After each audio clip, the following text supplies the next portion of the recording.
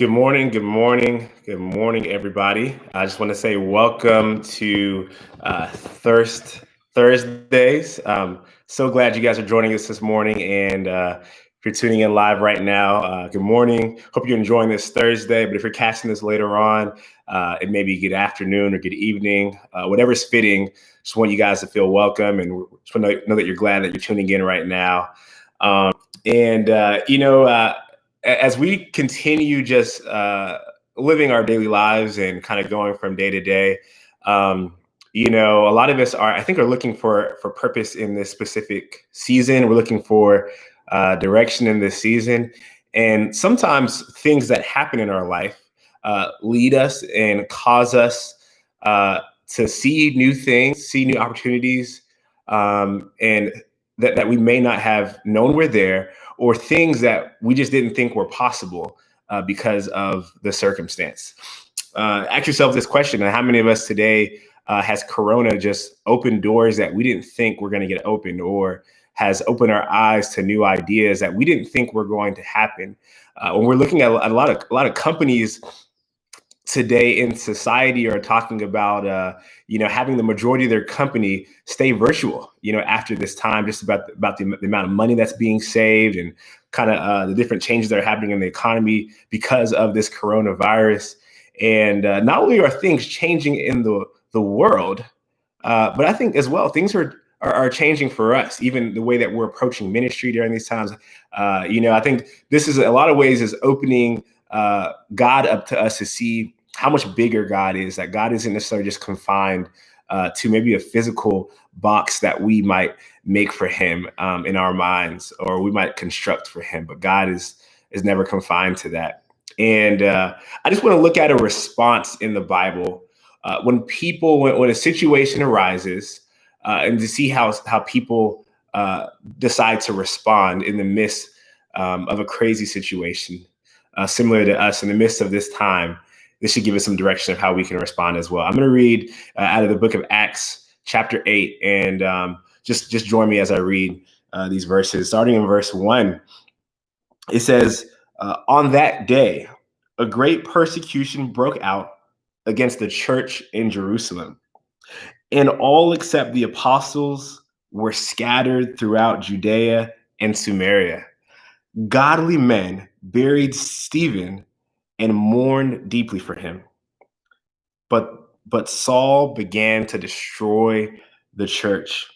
Going from house to house, he dragged off both men and women, and put them in prison. Those who had been scattered preached the word wherever they went. Philip went down to a city in Samaria and proclaimed the Messiah there. When the crowds heard Philip and they saw the signs he performed, they all paid close attention to what he said. For with shrieks, impure spirits came out of many, and many who were paralyzed or lame were healed. So there was great joy in that city.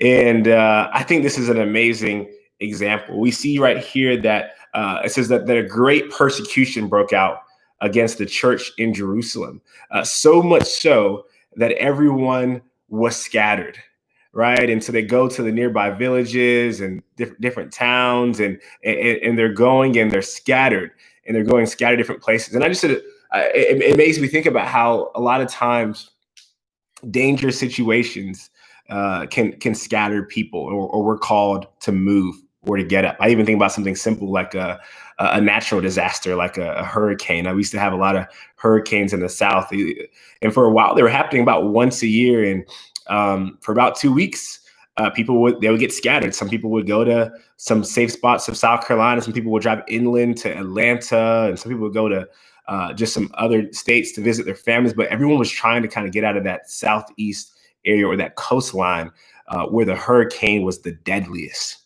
Right. With these guys in the Bible here, persecution was the deadliest, to the point where people were being dragged off and killed. People were being put in prison, and they were being killed because of their faith. Today, what does this look like for us? We're also scattered. I believe in a lot of ways. For today was because of the pandemic, the virus that we are dealing with right now, it has scattered us all to our different homes. Many people have left Worcester and have gone to where their families are at or where their relatives are at. Or some people have stayed in Worcester, but they're back at their houses, or students are off campuses, and different people have been scattered to their homes into different places, right? And normally when we think about a scattering, you think about this as a time of kind of hiding out and a time of kind of just protecting yourself. I think what's really interesting about what we see the disciples do here in Acts chapter 8 is that their scattering actually led them to do amazing things for God. Their scattering led them to preach the word. You know, it says that those who had been scattered, in verse 4, it says, those who have been scattered preached the word wherever they went. Meaning that they didn't let the circumstance or their situation or the fact that they had been scattered from the group stop their love for God and just sharing the good news. It says they proclaimed the Messiah everywhere. And what we see is that Philip, he goes and to the towns, and some impure spirits come out by shrieks. And what the Bible says is that there was great joy in the city. And, you know, I think once again, like I think when I was reading this, it was giving me a sort of a picture for what we can be as a church during this time, what we can be as a body of believers during this time. When the world looks at this just as a scattering, right? We can look at this as a time where we can have great joy because of the salvation of Jesus. I think the goal is now that we're scattered, how do we best preach the gospel to those who are lost? And I think this is how we are able to spread that joy and have great joy in the city, even in the midst of physical hardships that we're facing. And my challenge for us today is let's tap the shoulders of people who, who may just need some encouragement, but may need to hear about the good news of Jesus, because when they turn the news on, right, there's nothing good to see.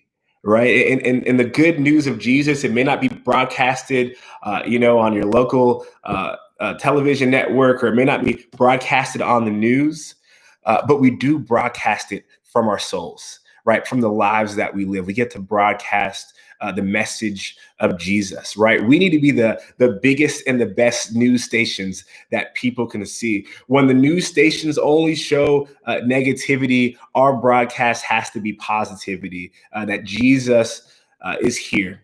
You know, I think about this guy, Philip, in Acts chapter 8. He was a man who let the Spirit lead him, even in the midst of the scattering that took place. So much so that if we read on later in chapter 8, we come upon a story of Philip again. He meets the Ethiopian eunuch. And many of y'all know about this story, that Philip preaches the good news to him. And the eunuch invites Philip up to his chariot, and they go for a ride. And before you know it, they come along some water, and the eunuch orders that the chariot to stop, and he says, "Hey, what can stand in my way of being baptized?" And Philip and the eunuch go down in the water, and Philip baptizes him. And once again, in the midst of hardship, we see that life took place.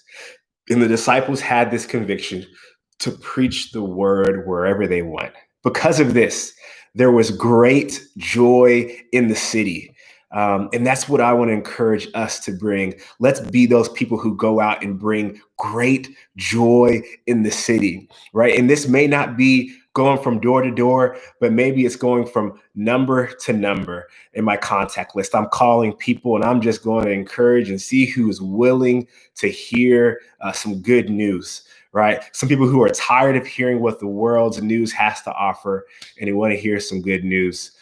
That's Thirst Thursday today. I want us to thirst after having great joy in the city and after preaching the gospel this week. Hope you have a great week. See you guys soon.